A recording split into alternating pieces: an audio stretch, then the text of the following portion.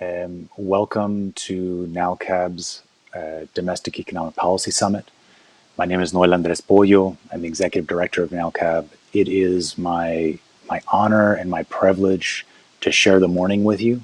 Very much appreciate you all joining us. You know, NALCAB has a mission to strengthen the economy by advancing economic mobility in Latino communities. And implicit in that mission is an economic perspective, right? We know that this country cannot achieve its full potential if the Latino community does not achieve its full potential. And that's what we're about here at NALCAB. We want to ensure that our country is globally economically competitive. We want to advance the growth of our entire economy. And we know that Latinos are an economic engine for this country that is necessary to achieve those goals.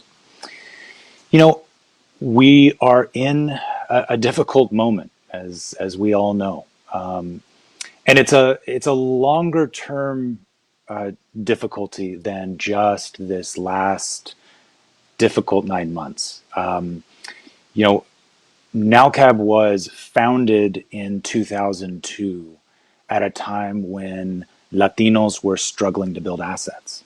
And the organization sort of came of age when, in the wake of the Great Recession, when we were trying to recover what assets our community had built and then immediately lost. And then between the recession and this last crisis that we're still in, I think for many in our community, we still experience that challenge of economic mobility. While many in this country were experiencing the long-term sustained growth, many Latinos were still just paycheck to paycheck, just trying to make it, right? And then the coronavirus, right? And it's had an extraordinarily disproportionate targeted effect on Latinos. NALCAB published a report just last month about the extent to which Latinos have been impacted by this crisis in our health and our economic well-being. And so we know all of this. We know the challenge. But the truth is that, going back to what I said is implicit in our mission, our community is ultimately an opportunity. Our community is ultimately an economic driver, an opportunity for investment, right? And so for as much as we have to recognize, and I never want to diminish the real challenges that we face, the truth is, I think the perspective we should be fundamentally taking is the perspective that investing in Latinos is a way to move this country forward. You know, and so it is with that perspective of strength, of opportunity, that NALCAB approaches federal policy and policy in our states and in cities and counties around the country. And we published our Latino Economic Agenda, which you will see highlighted throughout the day. And it really is a broad vision of how this country, from a federal perspective, from a federal policy perspective, can move forward and invest in our communities. And today you will hear from some of the leading policy voices in our country. I didn't say Latino policy voices, I said policy voices in our country. People who are really driving our country forward, certainly leading the Latino community. And we invited these folks because in many ways they represent the potential of our community and many of the core values and prescriptions that we reflect in our Latino Economic Agenda.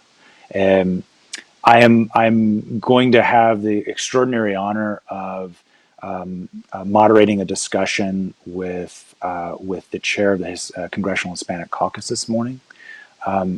I'll be able to introduce pre-recorded remarks from U.S. Senator from Florida, and one of our nation's really extraordinary stories as a mayor.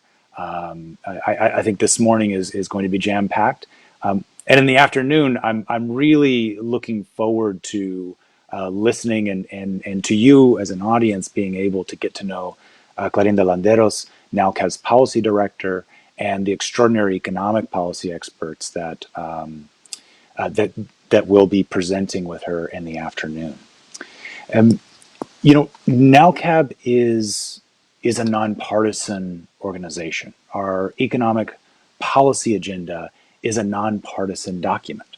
And it is not a partisan statement to say that advancing economic mobility in Latino communities is central to our economic success.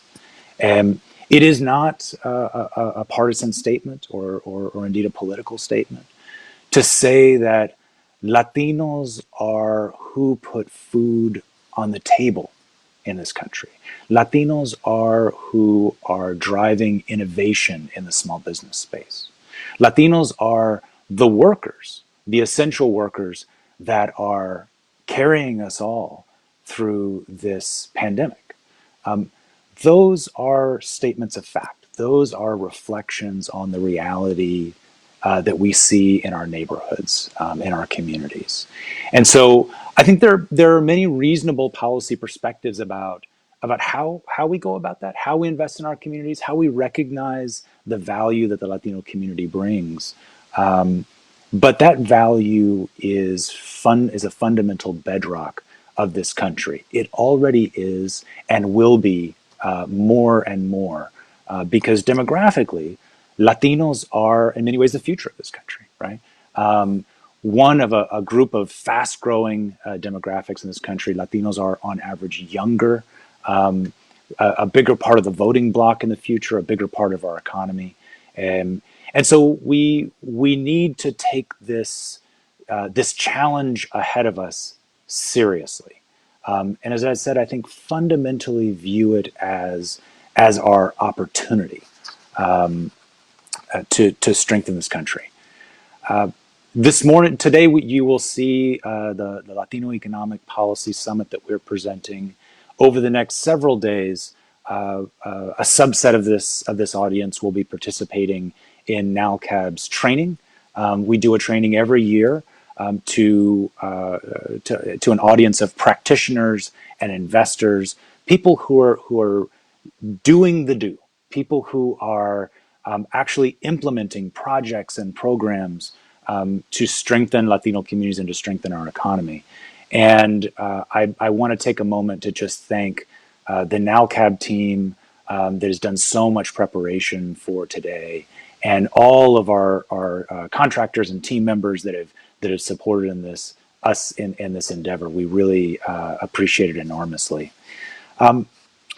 So I'd like to now turn to our guest this morning, our first guest, our premier speaker, our keynote, and just do a little bit of an introduction. There's some of the basics in the bio that you should know, but I want to say a little bit more than just what's in the bio. Joaquin Castro represents Texas 20th District. He's in his fourth term in Congress. He sits on the House Intelligence Committee, Foreign Relations Committee, Education and Labor Committee. He's a busy guy. And he has served, he's ending his term, he served as the chair of the Congressional Hispanic Caucus. But I want to say a word about leadership. You may be used to seeing Congressman Castro on TV talking about global issues. His role on foreign relations and intelligence means that's what you probably hear him most talking about. But if you've been watching, his social media, and if you've been watching closely the work of the chair of the Congressional Hispanic Caucus, you will see that he has been showing up in so many ways for the Latino community. He has been at the border. He has been in front of detention centers where people are being treated in un-American ways. It's a busy job, and I think that there are plenty of members of Congress who do their job, but people like Joaquin Castro go above and beyond, and I think that's what leadership is. And I really appreciate what he has been able to do as chair of the Congressional Hispanic Caucus. Not just the advancing policy positions and doing that important work, but really filling that role that has felt like it's needed to be filled, of a leader for our community. And so with that, I'd like to bring to our virtual stage Representative Joaquin Castro, the chair of the Congressional Hispanic Caucus. Congressman, welcome. See you. It's great to see you. It's great to see you. I really appreciate you joining us. Yeah, no, of So, course. Thank you for having me. good. Yeah. Um, I want to begin. There's our audience today includes a lot of sort of younger Latinos, people who have been working really hard these past 9 months, and watch the work that you do. And so, before we get to all the policy and the nitty gritty, I'd love for you to just say a word about sort of how'd you get here? What's your path? What's a little bit about how you ended up in this role that you're in? Well, I got into politics. I grew up in a family with my parents that were very much into grassroots politics. So my parents are both baby boomers, and they're both really involved with the Mexican American civil rights movement in the 1960s and 70s in Texas. But on my mom's side, the first person in our family to come to the United States was actually my grandmother, who came here as an orphan when she was 6 or 7 years old from Coahuila, Mexico. She came with her younger sister, and my grandmother was a legal permanent resident for about 40 years. She didn't obviously she couldn't vote. She wasn't involved in politics, so it was my mom and my dad that really in that generation got involved. And my brother and I, Julian, we grew up in a household where we believe that when government works right, it can help create opportunity in people's lives. And that also it can help bring justice and equality to American society.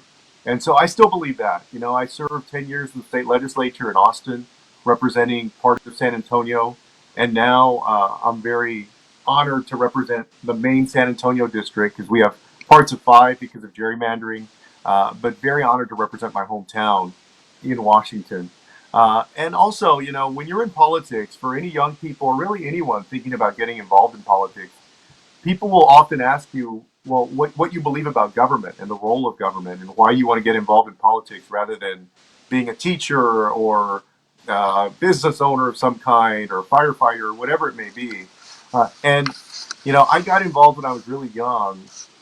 And I came to believe, and I still believe it, that one of the main roles of those of us who are in government is to help create an infrastructure of opportunity in this country. And I actually think that's what we've done better. The United States has done better than any country in the world.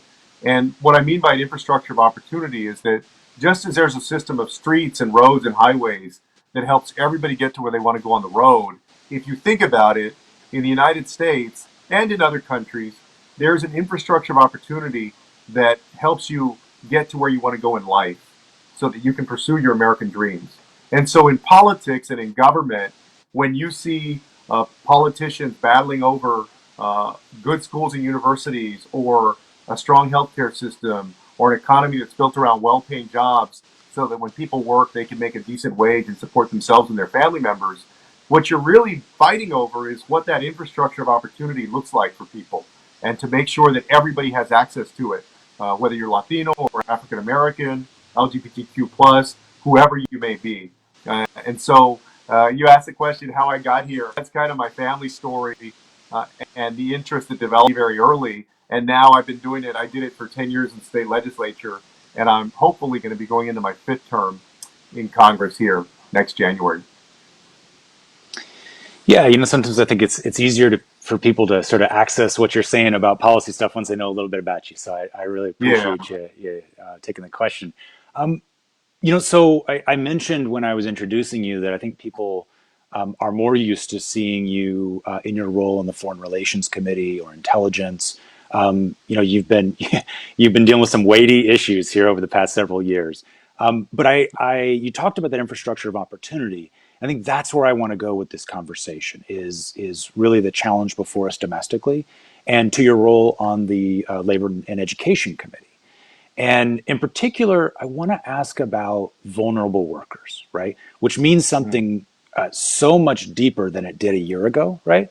Yeah. A year ago, I might have asked you just sort of specifically about this idea of like 1099 contractors and undocumented folks and people who are kind of in this gray area. Are they a worker? Are they not a worker? And even people who are workers, they not paid particularly well or might not have benefits. But now all of that has been compounded in such difficult ways. And so I wonder how do you view certainly the sort of pandemic making this worse, but how do we protect vulnerable workers, kind of however the law defines them from state to state? What do you think's important here? Well, I think that Congress and American society generally have to have greater respect for essential workers, for hardworking people who go to work in the fields, who go to the meatpacking plants, who work in grocery stores, our frontline healthcare workers also. All of the folks who, unlike myself and others who were able to work from home during the pandemic, these are folks that still had to go to work, that couldn't call in sick or do their work from home. And despite that, many of them were going to work in dangerous circumstances during this pandemic. And so, through the Congressional Hispanic Caucus, we did a few important things very early on. For example, we met early on with the CEOs of the three major meatpacking plant owners. Tyson is one of them, for example. JBS is another one, which is a Brazilian company, about worker safety and PPE standards. Because, as y'all remember, in meatpacking plants, COVID-19 ran rampant. Thousands and thousands of workers were infected there. Same thing in nursing homes. That's another example. And Latinos tend to be concentrated in these industries, these frontline industries as essential workers. So we did a lot of work to make sure that workers are better protected. One of the things that the Congress needs to do now is a lot of these rules and regulations are not actually either written into law or permanent regulations. We need to make these things either statutory, in other words, put them into law, or you need to write them permanently into the rules rather than making them temporary, as the Trump administration has done right now. And so we're going to continue to make sure that frontline workers are respected. You know that for a long time we've also had this conversation about the minimum wage. We've been pushing for a $15 an hour minimum wage for folks because that's basically what it takes to be able to support yourself and a family, right? And I remember my own grandmother, because her wages were low, because she never made it past elementary school in terms of her education. She had to work two or three jobs at a time just to survive for herself and for her daughter. Was her only child, my mom. And you still have a lot of families that are in that situation where people are having to work two or three jobs just to get themselves and their family. So we have to make sure that they're safe, but we also have to pay them better as a country. Yeah, thank you. A lot of people, see you as a nice and approachable guy, but there's also people out there a little scaredy. You've played an accountability role as chair of the caucus and as a member of Congress. You've done a lot around sort of holding, particularly these sort of media and entertainment industry accountable for images of Latinos and how our people are projected on the screen. And we had the honor of working with you in your office on letters to the Federal Reserve about representation on the governing boards of the Fed. Right. This sort of accountability role that you've been playing. How do we do that at a higher level? How do we hold corporate interests and philanthropic organizations? Because if we follow the data, Latinos are not being treated well or presented well within these contexts. So run with that. Yeah, I mean that's a great question, and it's a foundational question. And I'm going to take a little bit of time on this one because I do think that it's foundational. And before I give my answer on what we're doing, I want to say thank you to everybody at NALCAB and all of the affiliates, everybody that's doing incredible work in terms of advocacy for Latinos, for Latino communities across the country. Thank you for everything that y'all are doing. Um, yeah, when I took over as chair of the Congressional Hispanic Caucus in January of 2019, I resolved that we were going to work on a few issues of industry accountability, and I'll give you a few examples of that. And by the way, we did meet with some of the board of governors of the Federal Reserve um, about a year ago now. But let me use the media as an example. There is a fundamental misunderstanding about who Latinos are in this country. And I'm convinced now, as somebody that grew up in a neighborhood I grew up on the west side of San Antonio. Those of you that are from San Antonio are familiar with it. It would be like growing up, demographically at least, probably in East Los Angeles, in other Pilsen and Chicago that are heavily Latino. And uh, so I grew up in this neighborhood where I was around Latinos all the time. But what we've noticed over the years is that Latinos have been basically left out of the American story. Um, and so I resolved to take on diversity in American media and in entertainment, in hard news, and in publishing, because Latinos are woefully underrepresented in all three of those different areas. And so let me tell you a quick story that crystallizes how foundational this problem is. We had a meeting with the Association of American Publishers, and on this Zoom call, one of the people on there was CEO of one of the top five publishing companies in the country that publishes textbooks for school, for example, and also fiction books, nonfiction books. And at one point, I asked this gentleman if he could name three Latinos or Latinas who had made significant contributions to American history. In other words, I was asking a question about historical figures of significance, Latinos or Latinas, in American history.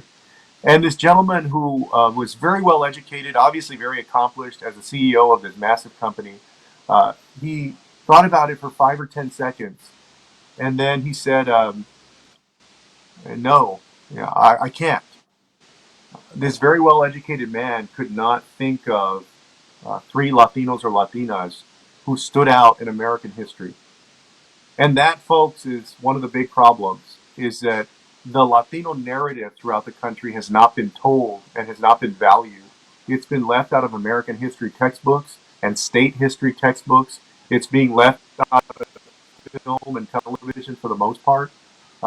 It's being left out of the publishing industry, left out in many ways to have representation of Latino journalists in the way that you should, or even oftentimes coverage of the Latino community in different cities. And so we have a real challenge in getting that Latino narrative out there. Because if not, what happens is that you're left vulnerable to the stereotypes that are put out there about you, of the Latino gang member or drug dealer, of the Latina prostitute, right? Um, and in the worst combination of events, what you have is this very dangerous nexus between heated political rhetoric that targets Latinos as rapists, as criminals, that political rhetoric, and then those stereotypes that people see when they turn on their television or they go to a movie or they stream something from one of the services or they read something. And so when you combine those two things, in the worst case scenario, what you have is what happened in El Paso, Texas in August of last year, which is a madman that drives 10 hours and ends up killing 23 people and injuring 23 more because he considers them Hispanic invaders to the state of Texas. And so I felt like it was imperative for us to take on these challenges. And we've done a lot of work over the last 2 years in trying to turn it's a big ship to turn around, but I feel like we're making ground, like we're making some momentum. And so we're going to keep at it. I'm only chair until January, but I'm going to stay involved in these issues. No, I really appreciate you kind of digging in a little bit on that one because I think you're right. The word you use, foundational, is absolutely correct. I want to turn to some questions that we've been getting from our chat and actually in conversations before this with some of our members. One of the things that everybody's been watching is are these stimulus negotiations, right? Yeah. and what's going to happen and what are they doing? Can you give us a little insight into sort of what's going on here? Yeah. Well, Mitch McConnell yesterday adjourned the Senate until after the election, and that's problematic. It looks like in terms of reaching an agreement on the stimulus. Look, and I think Senator Rubio is going to be on a little bit later, and I think you should ask him the same question because he's obviously got his own perspective. But I'm going to give you mine. The Congress, thankfully, was able in a bipartisan way to reach agreement on about four different coronavirus packages in a bipartisan way. Unfortunately, for the Latino community, we didn't get everything we wanted. For example, we tried to make sure that mixed status families were given some financial relief in the coronavirus bills, and they aren't. So, mixed status families where you have perhaps one person that uses an individual tax identification number and may be undocumented, and then another spouse is a citizen and the children are citizens. If one person in the family uses an ITIN number, then no part of the family got any stimulus relief at all. Even though these are some essential workers that are going out there every day and working to make sure the country gets through this pandemic. So a big part of the Latino community has been left out of the relief packages because of that fact. So we have been fighting as a caucus, and Democrats put it in the House bill, but Republicans would not include it in their Senate bill. In other words, it was a red line for them. They said if that's in there, we're not going to pass anything. Now the negotiations looked more promising um, coming up for this next package in terms of getting mixed status families covered. But now it looks like it's all kind of faded away for now, at least. Perhaps after the election, there'll be something. And then finally, you ask kind of the status, aside from the fact that it looks like it won't happen till after the election. The main hangup has been how much more money do we provide to families and to small businesses and others in American society? So my point has been that it's times like these where you need the federal government to come in a big way and help because individuals are hurting, small businesses are hurting. There are a lot of small businesses, especially Latino small businesses, that have been growing. There have been a lot of Latino businesses popping up over the years. Latinas have been named the number one entrepreneurs, basically. In other words, in terms of small business growth for several years. But that has been halted now because of this pandemic. And so, how much relief do you provide to individuals, to small businesses, to schools? Because as you all know, schools are having issues with distance learning and other materials that they need, and to cities and states where sales tax revenue, hotel occupation tax revenue, and other sources of income have been severely depleted over these months. So that was the main hangup. The Republicans were saying, we'll do a package that's $500 billion, maybe $1 trillion. Now we were arguing for $3 trillion or $4 trillion, and so that's kind of where it stayed. I just think that we wanted to make sure that we take care of everybody in American society. That it's not just a matter of taking care of one group or another. That you got to be able to provide relief for everybody, and there was a disagreement on that. Yeah, I appreciate you seeing everyone in our community. I mean, so much of the work that we in our network do and see on a day to day basis is with people who aren't so much as mentioned in the conversation, and so I really it's a powerful thing for you to talk about who is not being seen. So, a lot of people. I know you're not on the housing committees, but boy, people are worried about evictions, right? Yeah, And I think quietly, we've heard a lot of talk about evictions, but less about foreclosure, less about people who own their homes, and this is what happened back in the Great Recession, and so much Latino wealth was lost in the Great right. Recession. And so, I think that we're watching this very closely. We're watching economic data and very concerned about what happens when moratoria end and what have you. But on sort of both sides of the coin, right? Because for Latinos, the data tells us we're actually to some extent as a demographic overinvested in real estate, right? That as a percentage of our assets, more of our money is in real estate because so many of our fathers and mothers and grandparents and what have you came here, queremos tierra, queremos algo, we want that little house, right? And so what do you see here? Regardless, I guess, of what happens after the election, but what do we need to be doing with regard to eviction and foreclosure as we head into what looks to be another year that starts with coronavirus? No, that's a great question, and you're right. Look, my big fear for a lot of homeowners who have a mortgage payment, um, and for renters also, is that we would have this moratorium as we have had on evictions. Um, but at the same time, people's mortgage payments are ballooning up, their rental payments are ballooning up. And at some point, once you lift that moratorium, if you don't do anything else, somebody's going to owe 6 months of rent or 6 months of some kind of mortgage payment. And all of a sudden, they're out of their home, whether it's a rental unit or a house. And so we've got to find a way. And that's what, I mentioned the debate over the size of the coronavirus relief package. Part of it was meant to help on this issue. Is that's when you need a big federal government to step in those instances. I say big in this case because obviously it's got a wide scope, more than just a county or a city, for example. And so it's drawing from the entire U.S. population so that we can help each other out during this time, right? Because you're right, you're going to have just a wave of people losing their homes, I think, and also getting kicked out into the street because they can't, you can't pay a big balloon rental payment at that point. So that's a big concern of mine, and that speaks to the imperative to get another package done that helps to ease that. And then, I mean, look, on the flip side, you also have landlords, right? You do have some Latinos and Latinas who own properties, who've invested in properties, rental properties. On the flip side of that, I think they also have to get relief as well because they also need funds to come in to help them pay their own bill, right? And so we got to be able to address that. The federal government has to be able to work with the states and the cities to address that in a way that works for everyone. And I actually think that that's possible.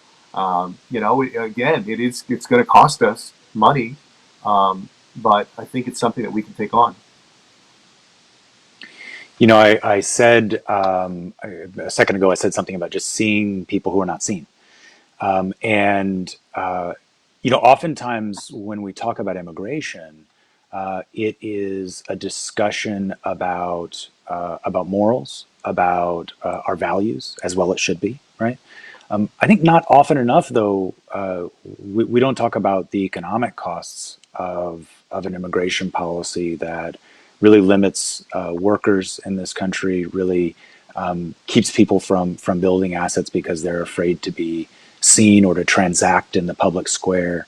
Um, and you have been really committed. I mean, there are lots of people who have sort of jumped in and out of this issue for a photo op or what have you. Every single time there's something going on, you are either talking about it or physically there, right?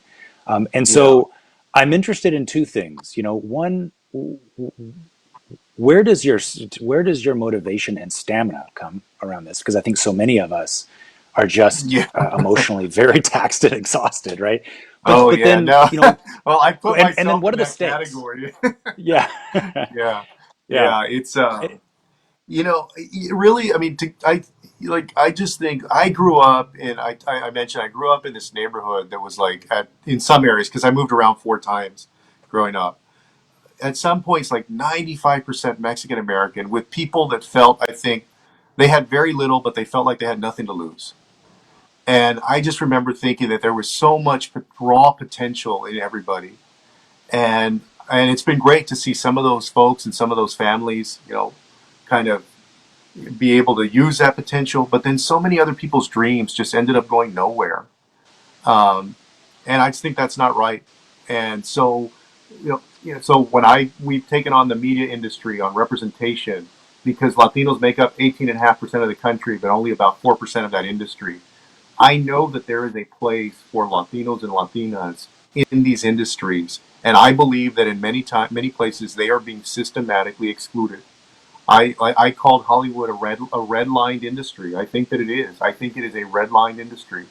Um, I'll give you another quick example in San Antonio, my hometown, something that we're going to be taking on in the coming year. Um, so my brother and I did this really quick analysis, so there's still more work to do, of the different Fortune 500 companies, public companies in San Antonio, and representation on corporate boards, for example. Now, this city is 64% Latino. And as far as we could tell, the percentage of Latinos on corporate boards on San Antonio companies was at somewhere around 5%. I actually hope that my analysis is wrong and that I'm off, but our initial look at it was that it was about 5% in a city that's 64% Latino. And we see that over and over and over again in across different cities. And so there's a lot of work to do on behalf of this community to make sure that we're well represented across different industries. You know, some people will critique it and say, well, the Latino community, you have to do better in terms of educational attainment, in terms of degree completion, et cetera, et cetera. Look, there's no doubt about that. There's a lot of work to do for the community. But given the numbers of college completion and graduation, given the fact that you have so many Latino workers who are working in industries like construction and hospitality, yet it seems like they're on a hamster wheel. They never quite become the owners, rather than just the workers who are working for, these companies that are not diverse. Yeah, so there's a lot of work to do in making sure that in these industries we're well represented, I think, as we should be. Thank you. So we've got about 5 minutes left, and I want to ask a question, but also invite you to sort of share any reflections here as you wrap up that you want to. But in Texas, we're seeing voter turnout that is bananas. Yeah. It's pretty extraordinary, right? Um, and we'll count the numbers, right? We'll see what the Latino vote does and what have you. But I wanted to ask you to reflect on this moment.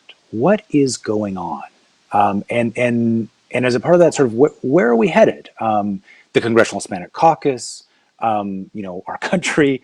I'm only asking you a small question here to wrap up, but really, I mean, what is it about this moment that's really striking you that explains why we see this kind of turnout, and where could we be going? I hope somewhere better. Yeah, I mean, well, first, I want to say to everybody out there that's voted already, thank you. If you haven't voted, and if you're in a state where you can vote early, please vote early. If you're in a state where you can send in your mail ballot, please do that right away. Please don't wait. If you're sending a mail ballot, please don't wait until the last possible minute. And then certainly, if you're going to vote on election day, then that's great as well. But please, everybody, go out and vote. Um, and there's different parts to your question, but I think for the country generally, again, look, take my perspective for what it is. I'm a Democrat from Texas, um, but I just think that people are worn out by the chaos, and in some cases the incompetence of this administration in their response to the coronavirus. 225,000 people have died now. Latinos account for tens of thousands of those deaths. My own stepmom was one of the people that died in San Antonio. She was 78 years old. And the last time my dad saw her was on his 80th birthday, when he dropped her off at the hospital and never saw her again. And there are 225,000 families who are going through the same thing. And so I think people, and then, we're talking about something that's just the last 6 months, but people are hungry for change. And I think we're breaking records in Texas, like you mentioned. You haven't seen this level of turnout.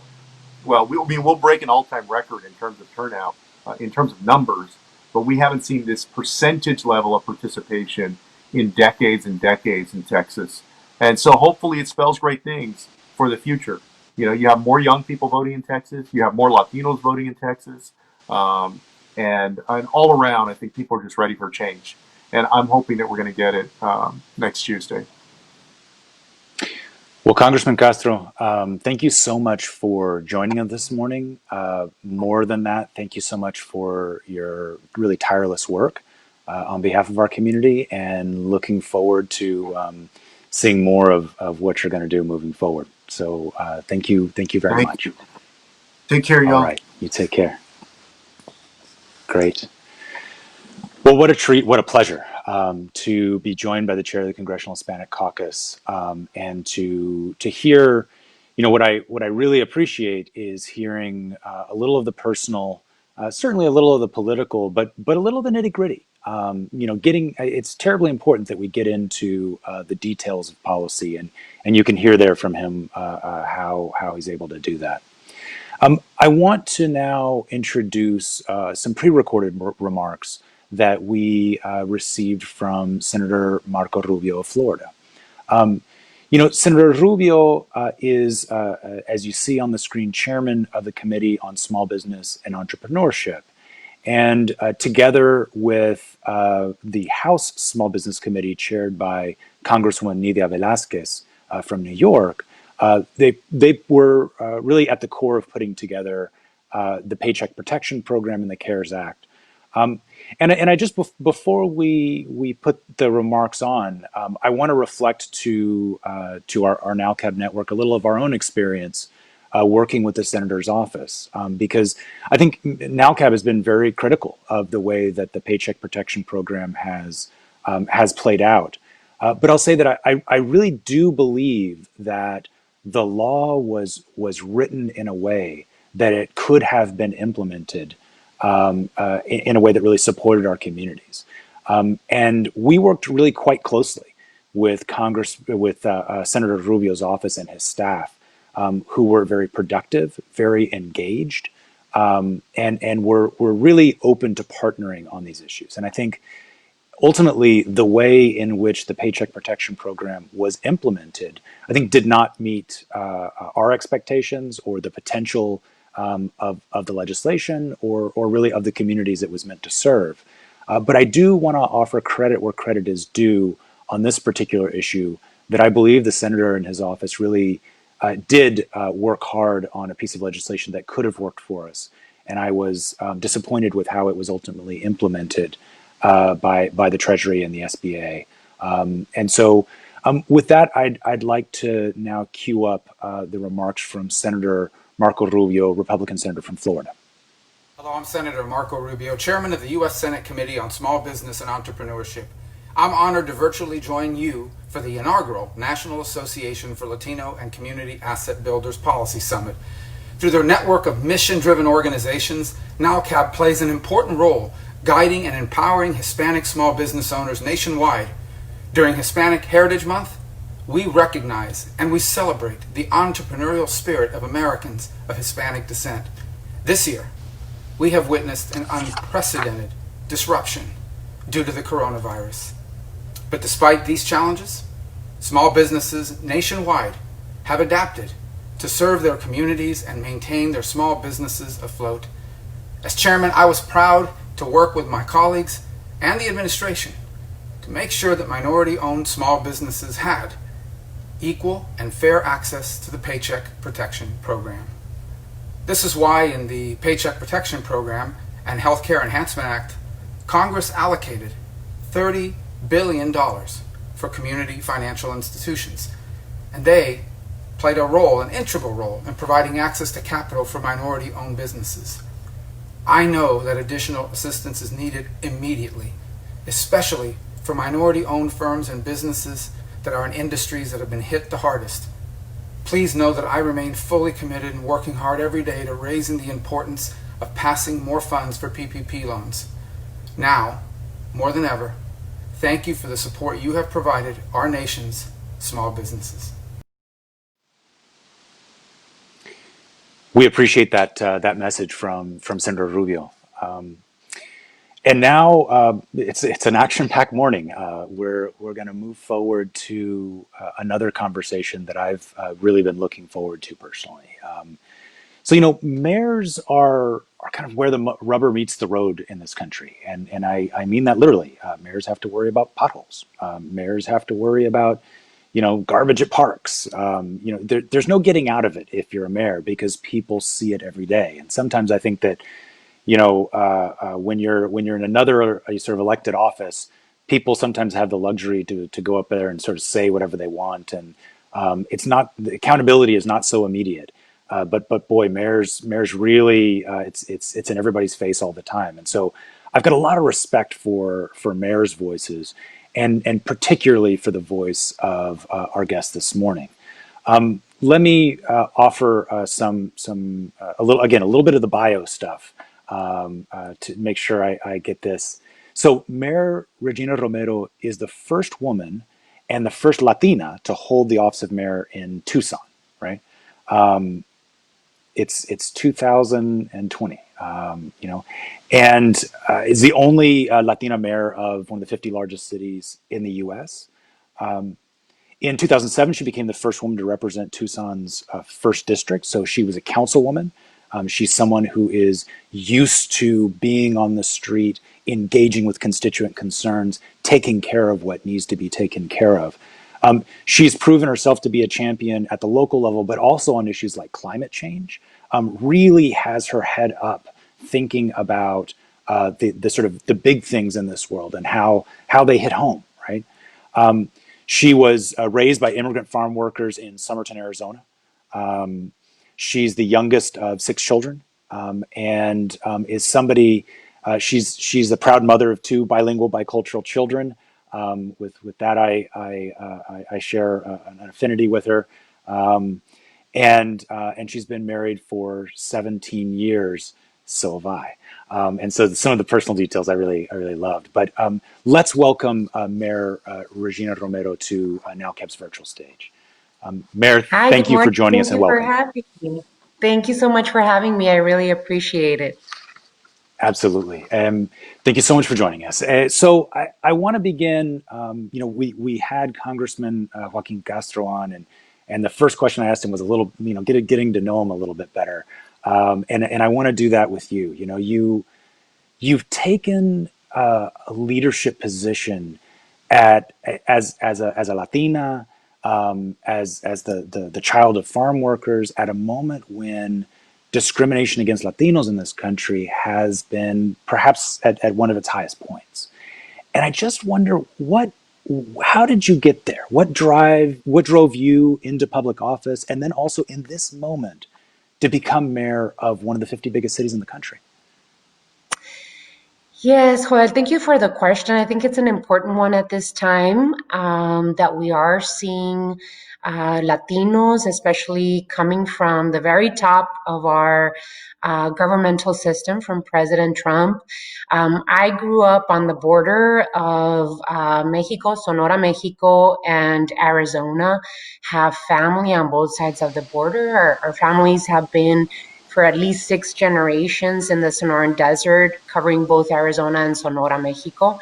And so when President Trump declared his candidacy and talked about Mexican immigrants sending rapists and murderers, I took it very personal.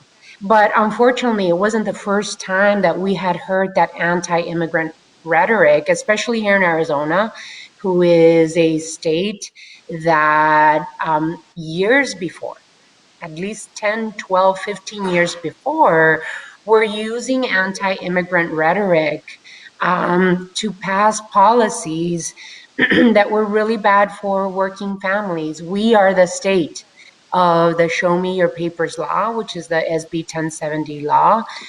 We had Jan Brewer and Joe Arpaio and other anti-immigrant players before Donald Trump made it so public that he was anti-immigrant himself. And so, I grew up in a farm working community in Somerton, Arizona. Grew up with parents that taught me the value of hard work, that taught me that I had a responsibility to help my family and my neighbors and my community. And so, grew up believing in the American dream, right? That we all believe that there's opportunity for all of us in this country. And so my push was mostly to help my family, my community, help myself into being the first in my family to attend a university and graduate from a university. And really pushed me through. What changed my mind? There are two things that pushed me a lot. One, me taking a Chicano history class, a Mexican American studies class when I was 19, basically taught me the history of what Mexican Americans, Chicanos, have contributed to this country, and that people like me were not represented at the decision making and policy making table. And so when I left that class, I made it my goal to change that. And I didn't start in the political process wanting to run for anything. I just wanted to add my voice. I just wanted to help others that represented my values to get elected. And I wanted to register women and people of color to vote. The second thing that pushed me, and I was already an elected official in 2010 when SB 1070 was passed, Show Me Your Papers law. It really was a punch in the gut for Latinos, mostly of Mexican descent here in Arizona. We marched, we rallied, but we also promised that we would register Latinos to vote and that we would participate.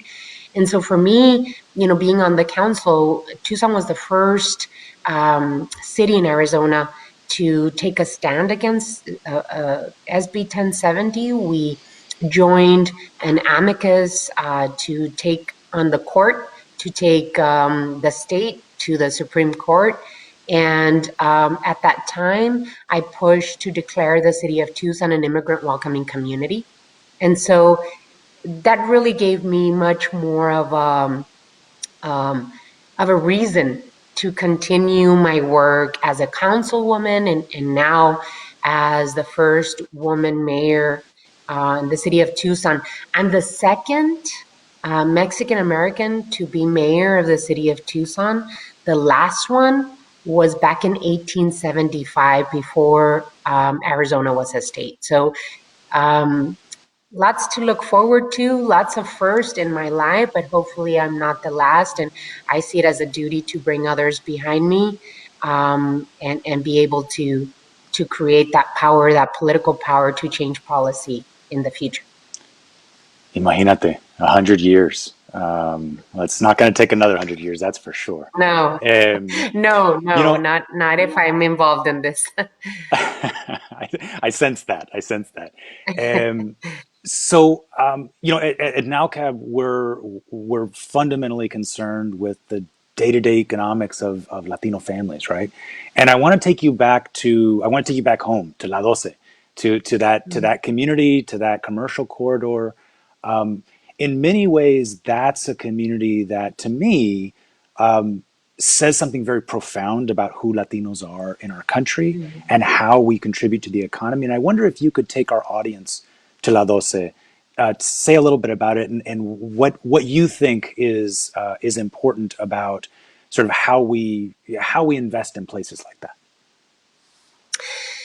Well, many times political leaders see our barrios with the deficit framework, and as the elected official representing La Doce, Ward 1, which is the district that I represented on the Tucson City Council, is 73% Latino. And La Doce is deep in the south side where we have, Latino families living for generations. It's 78% Latino in the south side of Tucson. And I always valued La Doce as a cultural and culinary corridor for Mexican Americans here in Tucson. And so I don't like to see our barrios with a deficit mentality. I like to see our barrios with the resources that they are, with the wonderful contributions that they bring to the city of Tucson. And so La Doce is an economic hub. It's a culinary and cultural hub and an economic hub for Mexican Americans and Mexicanos in the city of Tucson. So I wanted to approach La Doce as bringing and highlighting the Latino entrepreneurship, small businesses, our culture, our values. And so, wanted to make it the cultural hub of the city of Tucson, thanks to NALCAB, actually. Um, Helping us with a technical assistance grant, we had a really amazing community engagement process to help the community decide what do we do with La Doce? How do we bring infrastructure and investment to La Doce? It's not what the city of Tucson wanted to see and do. It was what the community needed in the infrastructure and investment that they wanted. We had, bilingual sessions with the community to get their input. We had bilingual flyers to inform the community. Funny enough, in La Doce, in the neighborhood surrounding it, 78% of families own their home, many times for 2, 3 generations. But the small businesses on La Doce, the hairdressers, the small markets, the car washes, all of the businesses surrounding La Doce, very few. It was like 23% of the small businesses owned their location. And so we quickly realized that in order to be able to empower entrepreneurs on La Doce, we needed to have incentives that helped the business, not necessarily the property owner. And so we approached it with a, um, a resource mentality, a placemaking mentality, and really brought in, and it took us time and effort to bring in the opinion of the small business owners and the neighbors surrounding. We quickly realized that La Doce was dominated by cars and was not a very pedestrian friendly and bicycle friendly strip. And so neighbors wanted to see much more, and small businesses too wanted to see much more pedestrian friendly investments into La Doce. So we've taken our time, but we've seen more than $3 million after those planning processes happen. We've seen more than $3 million invested in mobility, in connectivity, in parking. That was a huge issue for small businesses on La Doce, and then investment into connections from the neighborhood onto the street, onto the main drag, because even people that lived along La Doce would drive everywhere. And so we've seen investment there. And thanks to NALCAB, we had a really awesome community engagement process that brought in monolingual Spanish speakers as well as third generation neighbors in the area, and came to consensus what we wanted to see in terms of investment on La Doce. Yeah, when I introduced you, I said mayors know where the rubber meets the road, and boy, I mean, even among mayors, not everybody knows the details like this. I just it makes me happy because sometimes when at NALCAB, we're all about implementation, but sometimes that's not the most exciting thing in the world. So I love hearing the detail. Thank you. So, but then going from where the rubber meets the road up to these sort of big issues, I also, when I introduced you, said that you've been talking about climate change. And I think there are people who sort of scratch their head and say, what's a mayor talking about climate change for? What's that got to do with it? And so I'm really interested in your voice on this issue and wanted to understand as a mayor, what do you see as your community's interest in this issue? Well, the city of Tucson, I've always believed in conservation. I've always believed in conserving open spaces in our beautiful Sonoran Desert. Um, and so since the late 90s, I advocated for preserving valuable open spaces, preventing sprawl, in our community. And so I've always looked at the environment as preserving natural habitat for wildlife and preserving big, huge open spaces. Um, it has been, it has taken me time to be able to start pushing um, climate change as a local issue, as something that we have to pay attention in cities in order to push up what the needs of our community are. Up, when I mean push up, uh, to make sure that we are expressing to state legislatures and our governor why it's important to pay attention to our changing climate and how it affects our communities, and also to the federal government. Unfortunately, we have seen a governor and a president that deny that climate change is happening. So where it all starts, as they say, mayors, is where the rubber hits the road. It's where we hear from our constituents day to day what they fear, what their concerns are. And so for years now, as a council member, have been pushing for attention being paid to change. We live in a desert city. We are the third fastest warming city in the United States.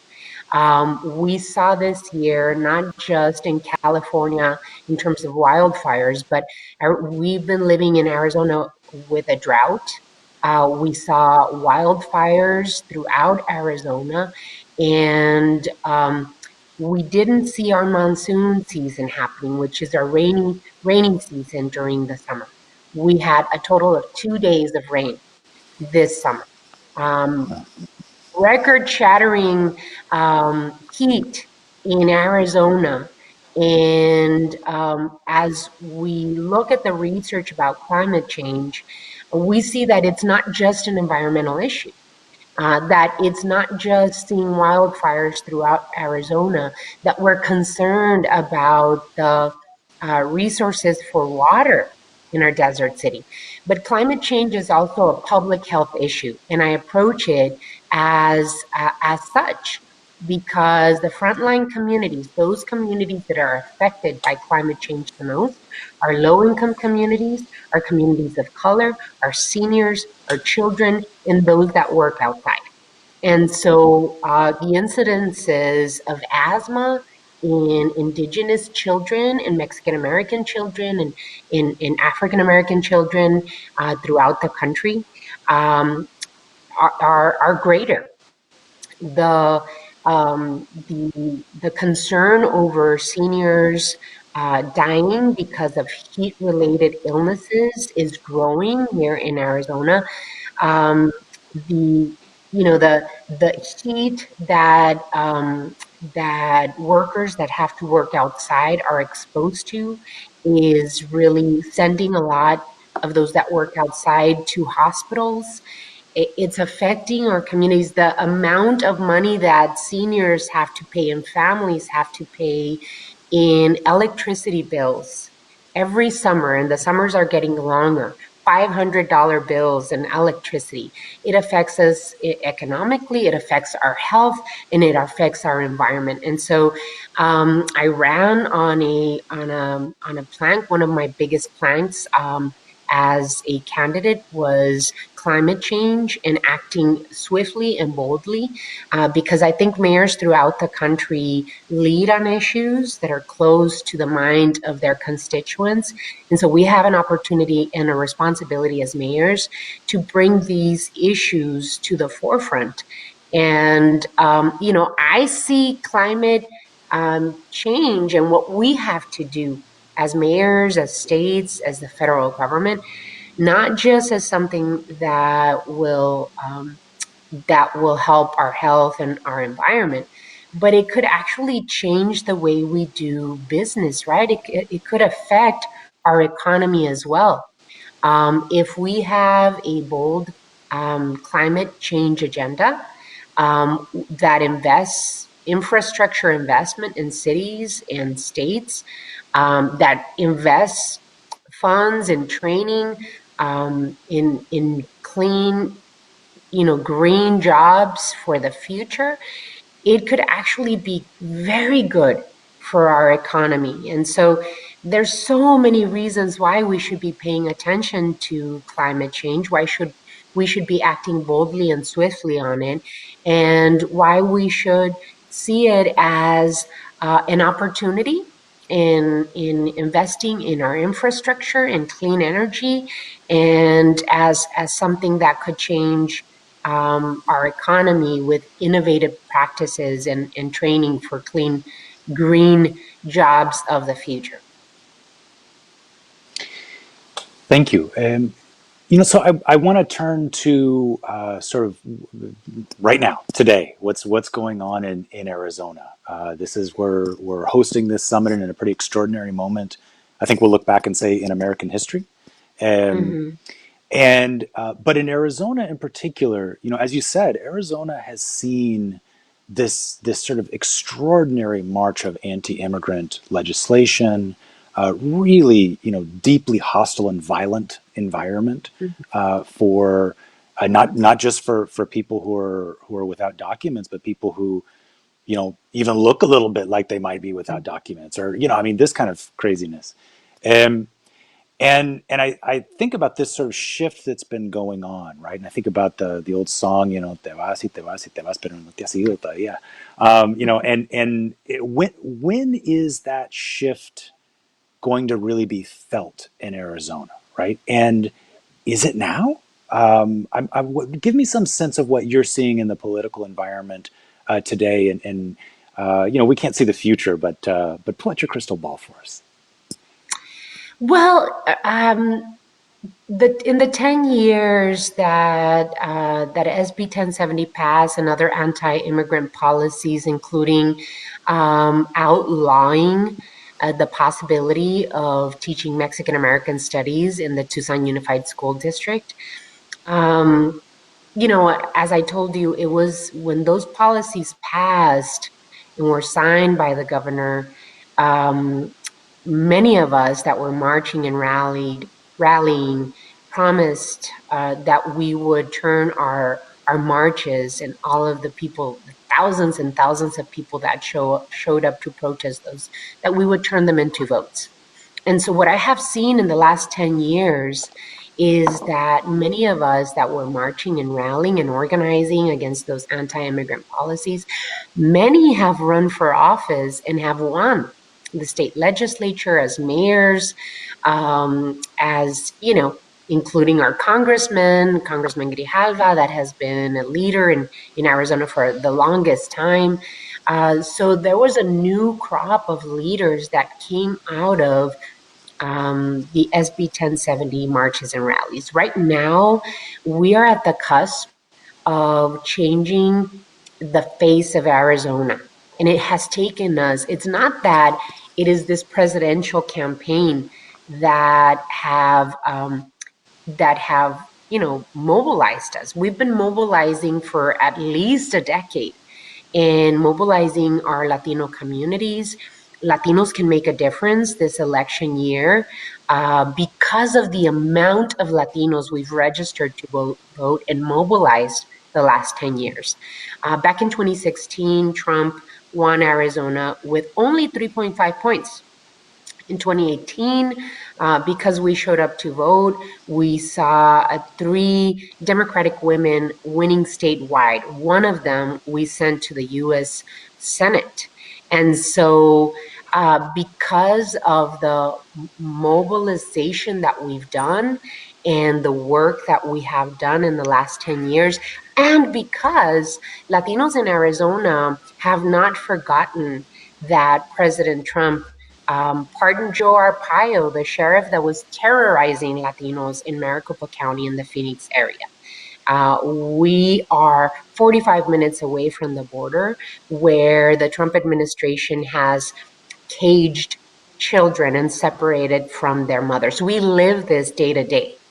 And so it is going to be a defining election this year, but it's taken at least a decade to organize ourselves, to elect ourselves into office, to get our voices into the political process. And so this year, we are super excited. We're breaking records here in the city of Tucson, in Pima County, in terms of people requesting vote by mail ballots. We've already seen 40% of registered voters, of those that can vote by mail, have already turned in their ballot, and we're 1 week away. So I think we're going to shatter records in terms of turnout, and Latinos can make the difference in Arizona. So I think it's only the beginning, even though it has taken time, but we can really make a difference in this election season. Yeah, thank you. We've got just a couple of minutes left, and I want to ask you to speak to a very particular group of people. Within the NALCAB network, we've got a bunch of young folks, son activistas. They're people who are doing work every day. It might be sort of political work. It might be economic work. Different things, right? Caring for their community. But when it comes to them stepping forward, right, into a leadership role, I so often hear, well, I don't know about me. I'm not sure, right? And I just, in your closing, few minutes here, I just wanted to ask you to sort of speak to that person, that sentiment, and just offer a little bit of encouragement to all of us who are loving listening to you today.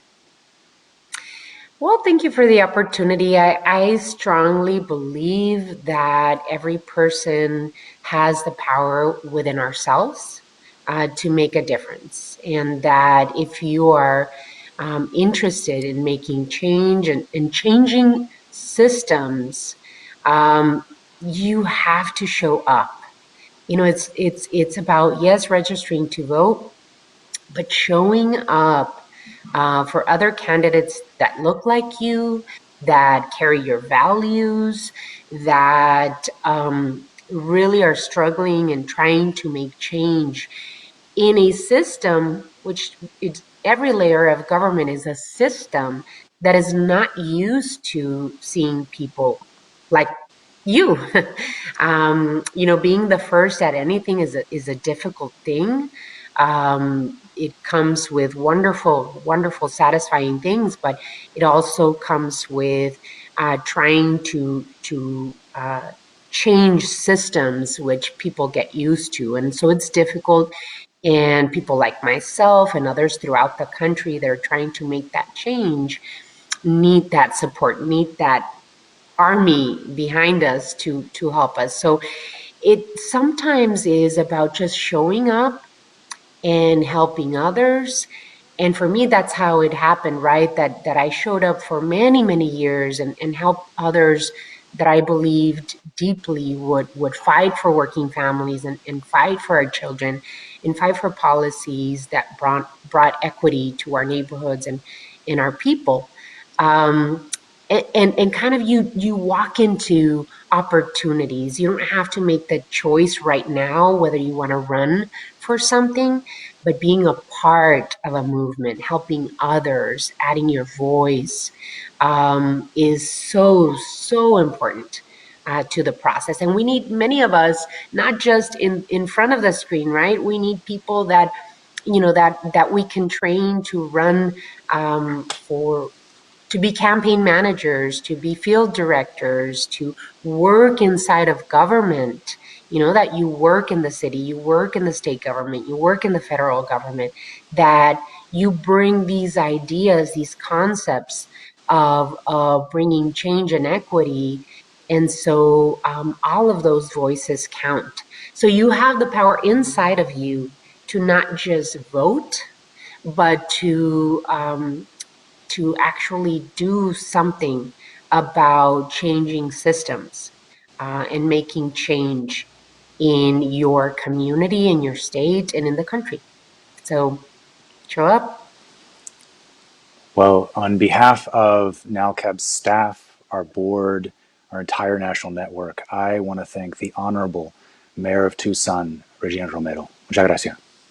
Muchas gracias a ti. Que tengan buen día. Thank you so much. Okay. It's a tremendous pleasure to have leaders, to have